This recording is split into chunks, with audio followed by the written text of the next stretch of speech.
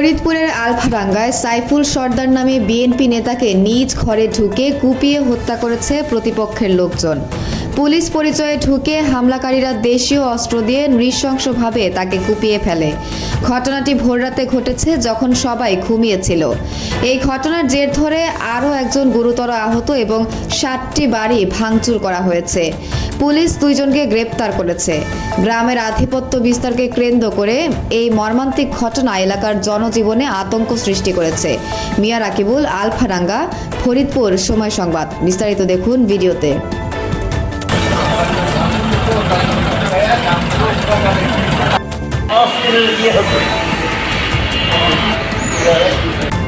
ইসমাইলের বাড়িতে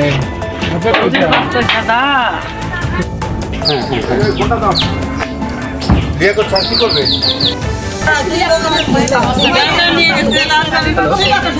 দেখছেন ভাই সবটা নিয়ে গেছে একটু ডাল কাতলা সহ দুধের বকরে দুটো বসি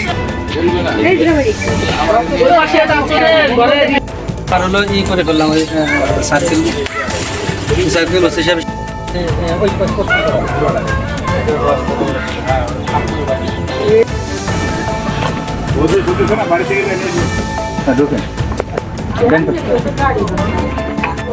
থেকে আমরা থানার লোক পুলিশ দরজা খোলো, খুলতে দেরি আছে আর থাবড়াচ্ছে আমবাই 3 দরজা গিরে ফেলাইছে।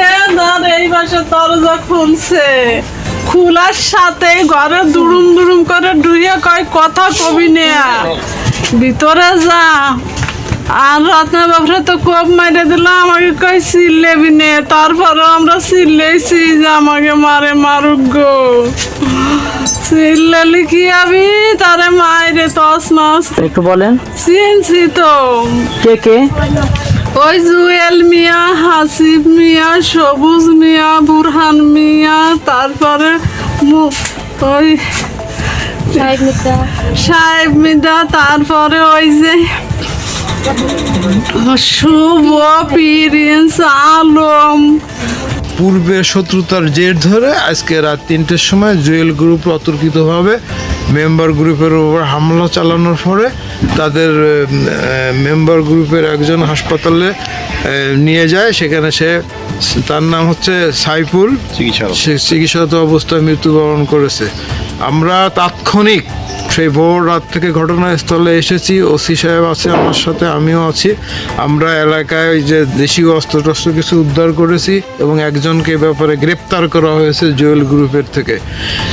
পরবর্তীতে আমরা এখানে অবস্থান করতেছি। মাননীয় পুলিশ সুপার মহোদয় অতিরিক্ত ফোর্স দিয়েছেন এবং বলেছেন যে এলাকার জনগণকে শান্ত করতে। এলাকার পরিস্থিতি তাদের সঙ্গে কথা বলেছি, জনগণ শান্ত আছে। আমরা পরবর্তী আইনগত ব্যবস্থা গ্রহণ করে পরবর্তীতে আরও যারা এর সঙ্গে জড়িত তাদেরকে গ্রেপ্তার করে আইনে সোপর্দিত করব মাননীয় আদালতে বিচারার্থে।